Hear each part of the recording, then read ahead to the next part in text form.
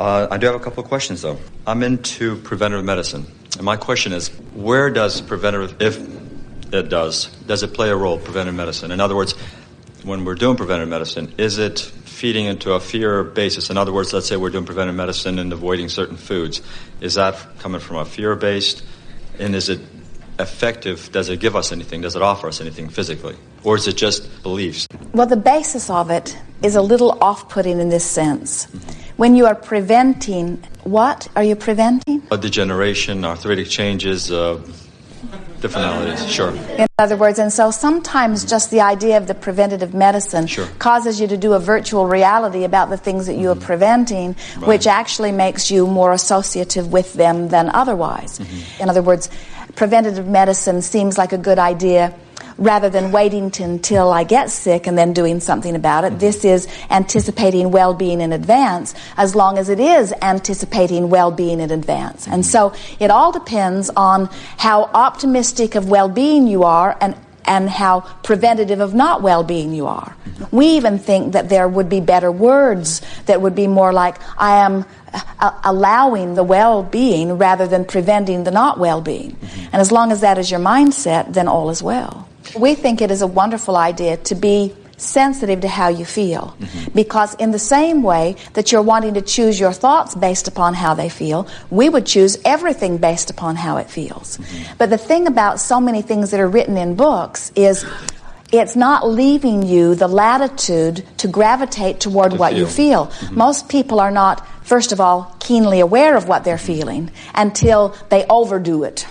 And so they have to do quite a bit of it before they begin feeling, and then it's almost gone too far for the guidance to be of any great value. And so a sensitivity to what you're feeling would be necessary.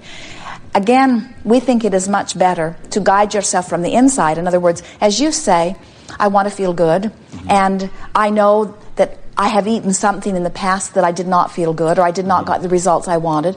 And while I was eating this in the past, I did feel good, and so I'm going to gravitate toward that. We think that's just fine. But those hard and fast rules often do not serve you very well, because your body is like a chemical factory that wants different things at different times. And sometimes a craving for something that is on the no side of your page in your preventative medicine book is exactly what your physical body is wanting in the manufacturing of something else that it wants or needs. And if you've said no, no, always no to that, you are not serving your body in the best possible way. We would think in terms of moderation. We would think in terms of balance. We would think in terms of following our impulse. The other day, Jerry and Esther were watching Lovable Cat. They call her Elsie. And she was eating grass. And Jerry said, I don't think she's feeling her very best. She had a big bump on her foot. She was limping around. And so then the next day she was eating grass. Now, she doesn't eat grass every day. It's not in her book. And she wasn't avoiding other things. She just was gravitating toward what felt best to her. And then Esther found a little pile of something in the garage that she had discarded. And then Esther knew why she had eaten the grass. And then she was perkier. You could tell right away that she was feeling better. She followed her impulse and knew what to do. And humans have the ability to do that too. You've just sort of overmanaged yourselves. So when you take something into your body that your body is not accustomed to, or that your body is not asking for or even wanting, but because it tastes good, or because someone else is serving it, because you don't want to hurt somebody's feelings, whatever, you consume it. So your body right away knows what to do. Your body compensates for it. Your body is always bringing you into the very best alignment that it can possibly achieve under the circumstances in the moment.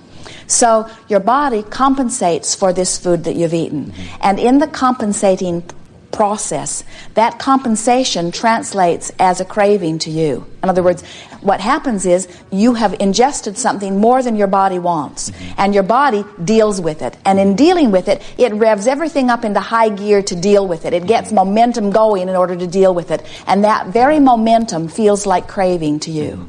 In other words, that comes from someone who was not sensitive to the way they were feeling, who was not sensitive to the vibration of what they were eating, who was not intuitively eating. They were eating because it was before them, or eating based upon some other intention, got their body really activated with it, and then off they go into imbalance. But as with all things, this contrast then causes a rocket of desire to be born. And that rocket of desire then would bring you back into balance if you could find alignment with that desire. Well, that's where preventive medicine would come in as far as I'm a teacher of preventive medicine. In Yes. other words, this is where I would let them know that they are in a negative cycle. Yes. And preventive medicine to me or unto them would be to help them break that cycle and get back to balance where they are in a feeling state where they can actually assess how they're feeling truly versus we think that your process is a good one, and we think that the basis of it is solid. We think the foundation of it is absolutely accurate. Here is the only thing that we would emphasize in just a slightly different way, and you may already be doing it, and it is just the word preventative. I think I know exactly where you're going, sure. But once you have identified the path that would be most productive for someone, then get them to virtual reality about that. In other words, get them thinking about what does please them, what will serve them, rather than thinking about what they're not going to do. Exactly. Because nothing makes you want to smoke a cigarette more than talking about not smoking. And nothing makes you want to eat chocolate more than talking about not eating chocolate. Because the word chocolate activates it within you. In the same way that we were talking about, you've got these thoughts that are easily activated within you. You have thoughts about food that are easily activated within you too. So the virtual reality is the way you begin to activate the thoughts about food that are serving you better. Right. In time, once you've helped someone come back into balance, it is our absolute knowing that you could pretty much eat anything that is available to anyone by following the impulse that comes forth from within and stay in balance. But it's going to take some practice about being sensitive to what that balance is before you could even begin that. And what happens with so many, they don't trust themselves because they've tried and failed and tried and failed and tried and failed, but turning it over to someone that's outside of them isn't the best role either. And so if you can teach them how to be intuitive about the way they are feeling, then you've given them something that will really serve them. Guide them from the book in the beginning, but then teach them to be sensitive to their own needs. That's excellent, because that brings me to my next question. What part does belief play in this? In other words, my mom's been smoking for 30-some years, and she believes that smoking is not going to really disturb her health. And at first, I tried to challenge that thought, and then I realized what I was doing is I was actually doing more harm. So I discontinued that. She said, "I don't inhale. It doesn't bother me. People have lived 100 and so forth, smokers." And so basically, even with food, for example, to what extent does our belief affect? It's everything. Your belief is everything. Which brings me to my next question. That's How do we change our That's beliefs? why two different people can eat the same, and one can thrive on it, and one can. Exactly. And so your next question is how to change belief.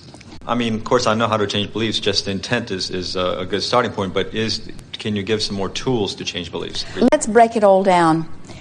There's desire and there's belief, but they are both just thoughts. And whether it's a thought called desire or a thought called belief, it's still a vibration. And all of those vibrations you have feeling responses to. So rather than getting complicated about changing beliefs, just begin saying, I'm going to choose thoughts that feel good when I think them. In other words, if you are sitting before a meal, a buffet, and you choose something that you believe is inappropriate, and you eat it, you're out of balance, and it cannot benefit you. In fact, you will probably get the detrimental result that you believe that you will get. If you believe that it is detrimental and you don't eat it, now you've changed the action, which you would think would make a difference in your experience. But as you now feel deprived, you're still not in balance. Interesting.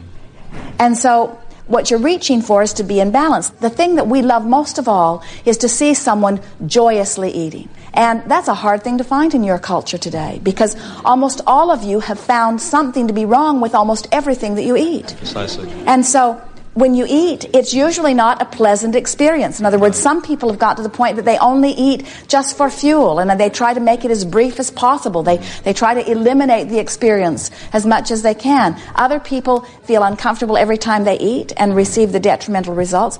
We are in agreement with your mother. If your mother absolutely believes in her well-being and does not feel hindered by the cigarettes that she smokes, she will not be hindered by the cigarettes that she smokes. But that's a hard platform to stand on in this environment today, where almost everybody is wanting you to feel guilty, if not for you, for them, about your smoking. And one other question. And with what I do some mind-body work and different things like that. Is it of benefit to them to actually identify to them that that's the cause, and then go through a step of forgiveness of self, forgiveness of others, find the good and the lesson in the experience? Or should I just direct them towards this is going to, you're going to do well, this is going to improve, everything's flowing better? Of course, they fit together so nicely, and you are a teacher to the very core of your being. But they've come because they want you to do something with their body. They don't want philosophy from you usually. Right. And so we would give them that, and we would begin there. And then if they are recurring clients, and most of them are, in other words, you get to develop a relationship with them, then it is beneficial for you to eventually begin to express to them your understanding of allowing. And say to them, I am not a healer in the sense that I have power that I am giving to you. All I'm doing is helping you to access your natural state of well-being. That's the general message that you're wanting to give to them. And you can even get into these places where someone will come in, they'll be all balled up, and you can say, all right, what is it? Something's on your mind. And then say, well, I really don't want to know what's bothering you. What I'd really like to do is distract you into a thought where you're not bothered, so that you can begin to allow your well-being to flow. And eventually, if they're willing to listen long enough, you can teach them about virtual reality. You can teach them about pivoting. You can teach them about choosing the thought that feels best. You can help them understand that well-being would be their experience unless they're doing that thing that doesn't allow it. And every time they're doing that thing, negative emotion is present. You could eventually help them to understand that first there's negative emotion, and then there's discord in their body, and then there's illness. This is the way the track follows. In other words, it's all about lesser and greater degrees of resistance. That's all that it is.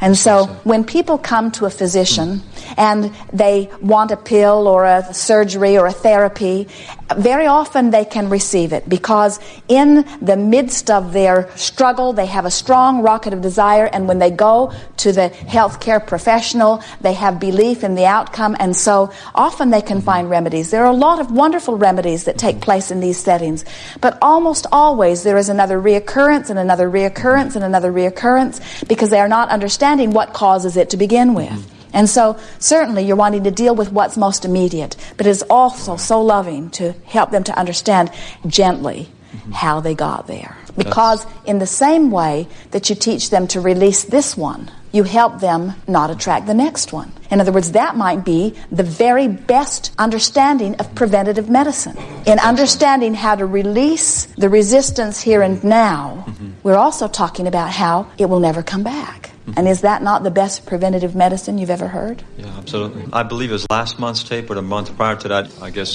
think it was the mother that was speaking regarding her son that had schizophrenia or something like that. And the question is, should I try to find out what the underlying emotion was, and again go to that process of in other words, I'm looking for the cause. Was it an emotional? Was it a physical? Was it a nutritional trauma? Or should I look for the cause, or should I just... We can tell you what the cause is every time, if you want to know. It's someone's natural instinct for freedom.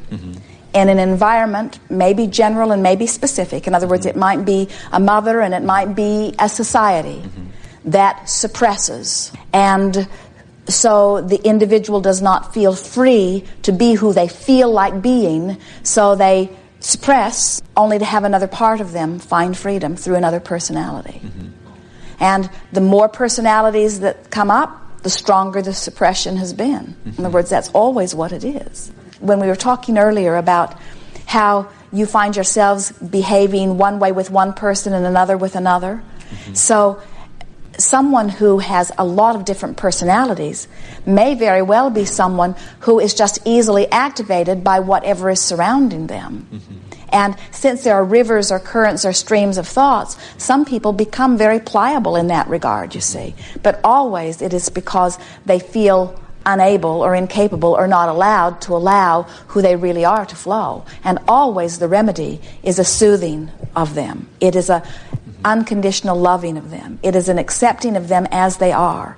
The thing that goes most wrong in the treatment of these kinds of things, like schizophrenia, is an automatic assumption that it is wrong and a determination to get rid of it, which just antagonizes what it was. And when you think about it, as Esther stands here, she could certainly be called schizophrenic. In other words, there is Esther and there is Abraham.